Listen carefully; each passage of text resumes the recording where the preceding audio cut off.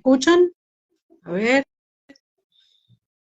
háganme así con el dedo, un emoticon. Yo creo que sí. A ver. Hola, Julia. Hola, María Elena. Bueno, eh, eh, ¿cómo estás? Mira, Bien. bueno, tú ya sabes, porque lo hemos estado hablando desde hace horas, pero la gente que se está conectando no lo sabe. La autora Braz tuvo problemas técnicos desde hace un montón de horas. Tengo como 7, 8 horas en este proceso para ver si ella lo podía resolver. Me acaba de escribir hace 3 minutos pidiendo disculpas para ver cuándo podemos reprogramar porque estábamos muy emocionadas con este live. Yo he estado estudiando muchísimo, me he estudiado una cosa que, bueno, te lo tengo que mandar, que es el compromiso del Royal College of Psychiatrists de aquí, de Reino Unido, para la sobremedicación que está habiendo en el autismo. Es muy interesante todo lo que hemos conversado nosotros en forma interna, que queríamos pasarlo y que lo debemos, pero bueno, quiero darte la voz a ti porque hay muchas personas que no te conocen para que te presentes y entonces nada más hablamos de titulares y lo reprogramamos, ¿vale? Lo reprogramamos, por supuesto, sin duda.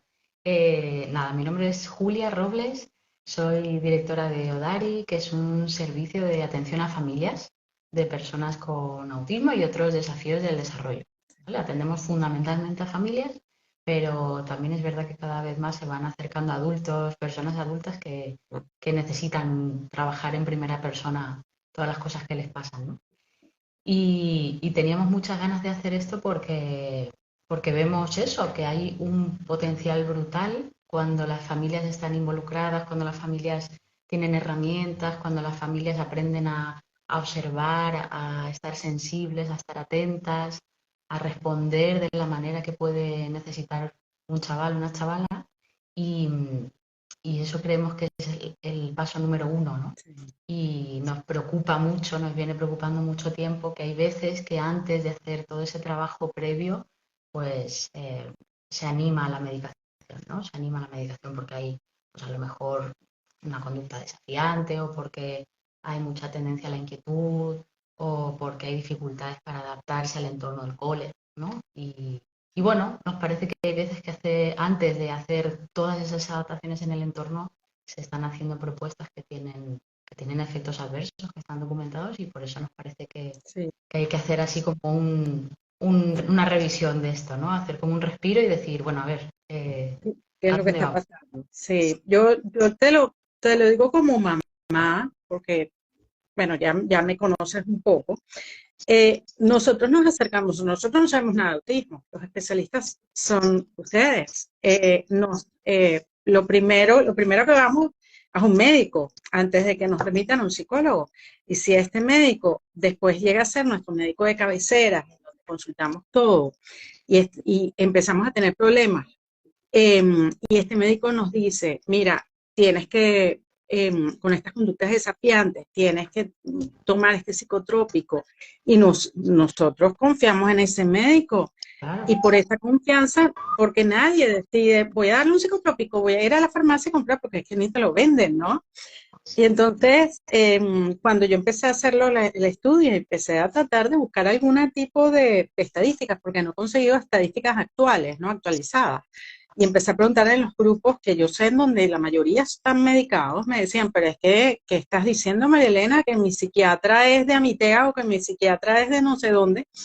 Y me ha dicho que no tienes ningún tipo de problemas y tal, lo que sea. Y le digo, ¿cuántos años tiene tu hijo? 5 años. Y yo, por Dios, o sea, están medicando a niños que no se les ha dado la oportunidad, no están metidos en la respuesta educativa necesaria, no tienen todas las adaptaciones, que sí hay momentos en que no puedes tener esas adaptaciones porque estás en países, imagínate en los países de Centroamérica que no cuentas con absolutamente nada, entonces le echan manos a la medicación y esto no es una intención de culpar a nadie. Bueno, sí, culpar a los neurólogos, no a la familia, a los neurólogos y a los psiquiatras, sí hay que culpar a alguien, pero yo creo que ni siquiera hay que culpar a nadie.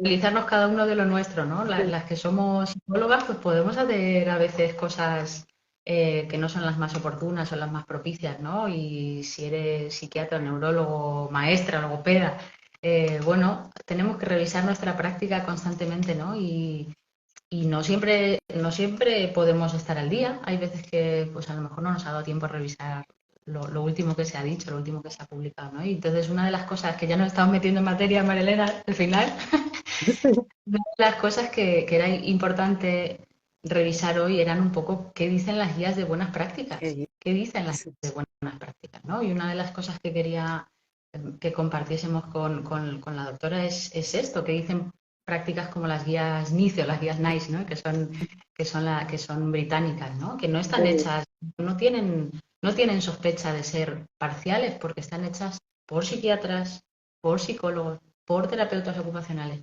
por expertos en investigación, por expertos metodólogos. ¿Qué están diciendo las buenas prácticas? Exactamente. Bueno, yo te he contado a ti mi experiencia. Yo, cuando mi hijo tenía 3 años, empecé yo a ir a un psiquiatra clínico especialista en autismo en España y me dijo, mira, dale 3 goticas de Risperdal. Y yo, pero ¿cómo lo voy a dar si no he empezado con un psicólogo? No, pero tenlo allí. Bueno, mira, yo te doy el récipe y si tú ves que necesitas darle, pues le dales 3 goticas de Risperdal. Imagínate, así como si dale ibuprofeno, que si tú crees que le duele la cabeza, dale ibuprofeno. Así fue. Por supuesto, ni siquiera fui a la farmacia a comprar Risperdal porque yo ya sabía qué era eso.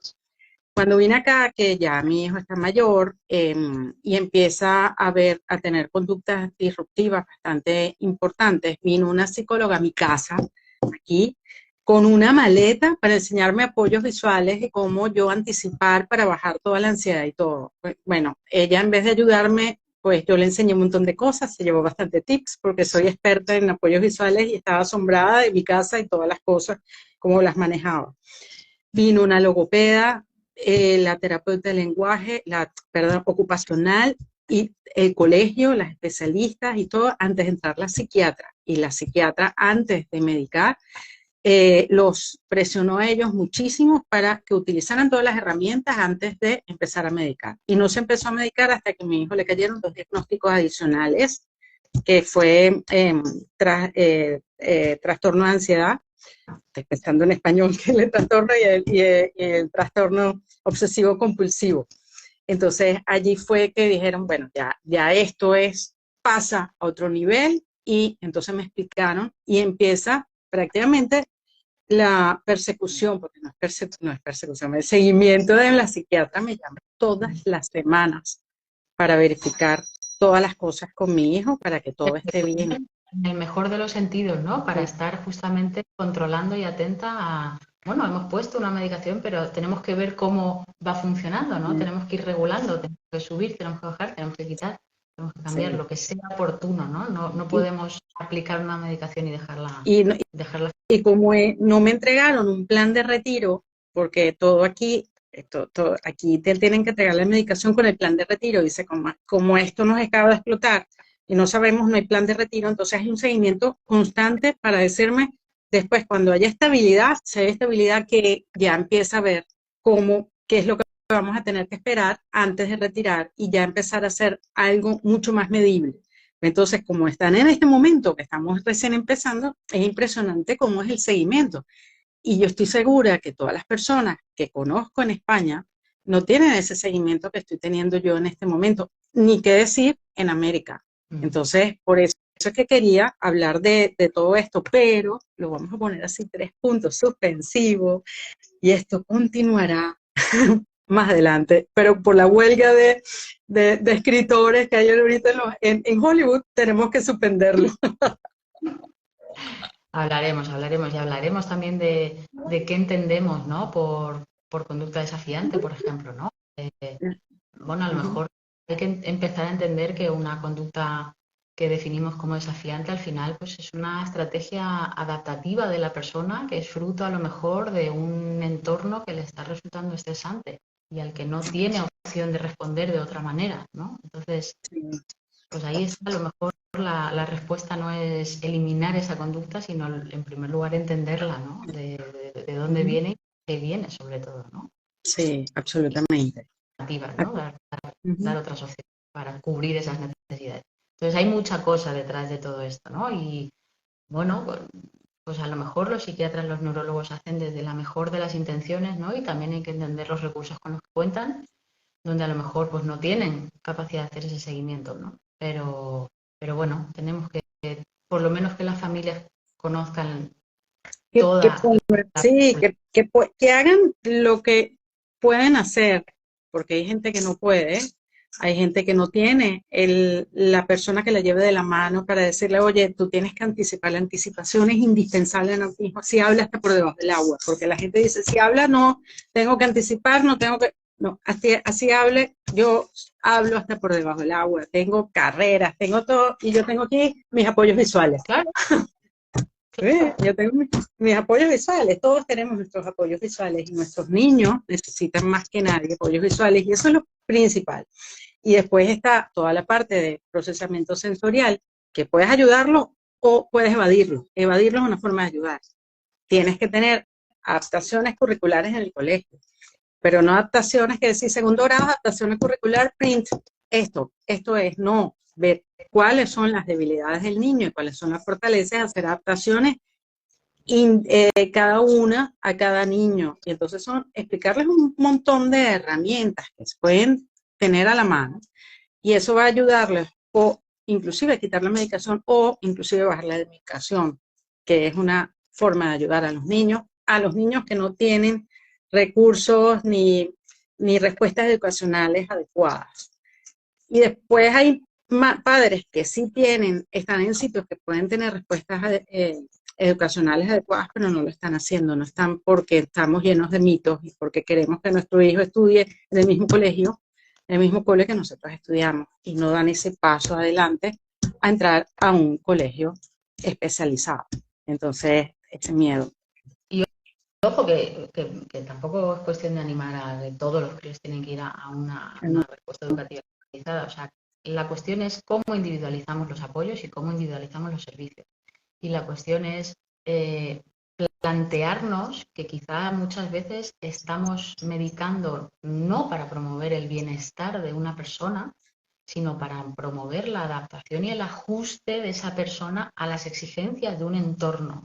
Y que a lo mejor si adaptamos el entorno, si modificamos las características del entorno, la adaptación mejora por sí sola y no hay tanto distrés, ¿no? Entonces, yo creo que ahí tenemos, o sea, ese es el punto clave. ¿Cómo entendemos la conducta desafiante? ¿Por qué entendemos que se produce? Y cómo la podemos acompañar. Se trata de acompañarla, no de eliminarla. Exacto, exacto. Entonces, bueno, todas estas cosas. La comunicación, tenemos que hablar de comunicación también, porque sabemos que la mayor parte de los problemas de conducta vienen por dificultades en comunicación. Y la comunicación no solo significa que una persona, en este caso autista, que es la población de la que estamos hablando ahora, no significa solo que esa persona tenga que aprender a comunicarse. La comunicación es bidireccional. La persona que acompaña a la persona con autismo tiene que aprender a entender, tiene que aprender a detectar señales, tiene que aprender a observar, tiene que aprender a darse cuenta. Y eso no es un trabajo de la persona con autismo, eso es un trabajo de la persona que le acompaña. Sí. No solo tiene que entenderle, sino también tiene que aprender a expresar de manera que le entienda la persona con autismo que tiene delante, ¿no?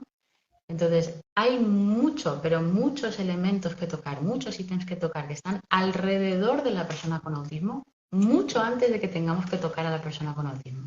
Claro. Entonces, ese es el punto, ese es un poco el cambio de paradigma, yo creo, ¿no? No intentar forzar a esa persona autista que se adapte a cada uno de los entornos, sino ver cómo esos entornos se tienen que adaptar, se tienen que ir acoplando a la persona que tiene una necesidad específica. Totalmente. Y que también entiendan la familia, que tú eres especialista en eso, que nosotros somos el 70, perdón, nosotros no, nuestros niños están el 70% del tiempo con nosotros, el 70%, y nos tenemos que involucrar y tenemos que aprender. Lamentablemente, y no me gusta utilizar este adjetivo calificativo como lamentablemente, pero lamentablemente tenemos un hijo con necesidades especiales y no es una maternidad normal. Es una maternidad que tiene necesidades especiales y nadie nos ha entrenado para eso. Y entonces tenemos que empezar a buscar entrenarnos y entender y modificar. Yo siempre digo que debemos desaprender para volver a aprender, desaprender todo lo que aprendimos con los hermanitos, los otros hijos, los ahijados, todos, y volver a aprender una nueva forma de comunicar, una nueva forma de aprendizaje, nuevos puntos de vista, ver todo. Y no es fácil, no es fácil, porque como mamá, pero imposible tampoco es. O sea, una vez que tú lo entiendas, te vuelves creativa. En algunos casos yo digo, o sea, yo he hecho muchos bromas porque si no me río, esto es horrible, me fumo un árbol con tu pajarito para yo entender cómo soy creativa y poder llegar a mí. The battery. Dile a Andrés, please. Call to Andrés. Lo puse a jugar Minecraft al lado de mí, se acabó la pila. Pues esto es evidentemente, ¿no? Lo que tenemos que, otra cosa a la que tenemos que darle vuelta al papel fundamental de la familia. Y esto ahí tenemos que asumir responsabilidad las profesionales y los profesionales de esto también, que muchas veces con lo que os decimos y con lo que no, también os hemos dado a entender que las especialistas somos nosotras, ¿no? Que las que sabemos qué es lo que está pasando, cómo está pasando y cómo hay que intervenir somos nosotras, ¿no? Sí. Y os transmitimos estos mensajes animándoos que os apuntéis a muchísimas terapias, a que no os dejéis a los chavales metidos en el gabinete y que luego vengáis a por ellos, ¿no? Y luego ya si eso os contamos lo que hemos hecho y os decimos lo que tenéis que hacer en casa, ¿no? Sí. Y no va por ahí, es que no va por ahí. Lo que pasa en mi gabinete no tiene nada que ver con lo que va a pasar en casa. Yo no referencia, yo no soy la persona más relevante de la vida de ese chaval, de esa chaval. Entonces, tenemos que trabajar juntas. Yo ya tengo mis cursitos, ¿no? En autismo y algo voy sabiendo, pero lo que pasa en casa solo lo sabes tú, ¿no? Y tenemos que trabajar así, tenemos que ser equipo y tenemos que ir modificando estas cosas. Y tenemos que ir modificando también, yo creo, la idea esa de que es como muy complejo. No es tan complejo, no es tan complejo. Es decir, ya sabemos muchas cosas. Y si bien es verdad que el enganche inicial es diferente, porque vienen comunicándose y estando en el mundo un poquito diferente, cuando cambiamos la visión y nos damos cuenta de cómo es esa otra manera de estar en el mundo, en realidad luego lo que necesitan no es tan diferente. No. Cuando tú lo entiendes, que es diferente, pero es una normalidad diferente, pero sigue siendo una normalidad. Cuando entiendes esa nueva normalidad, todo va saliendo. Y es ensayo de error, sí, es ensayo de error, pero va saliendo. O sea, yo creo que toda maternidad es un gran reto. Nos tocó un reto diferente, que hay menos documentación, pero igualito es una maternidad con retos y mucha satisfacción. O sea, yo allí estoy muy consciente en eso. Bueno,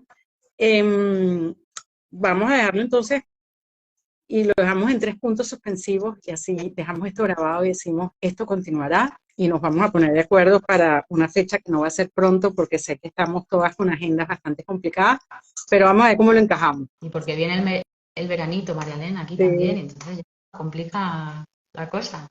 Pero salió esto una vez y va a salir otra, o sea que no pasa nada, ya nos juntaremos. Ya nos juntaremos. Bueno, encantada de haberte visto por lo menos aquí un ratito y bueno, esto continúa. Vale. Chao.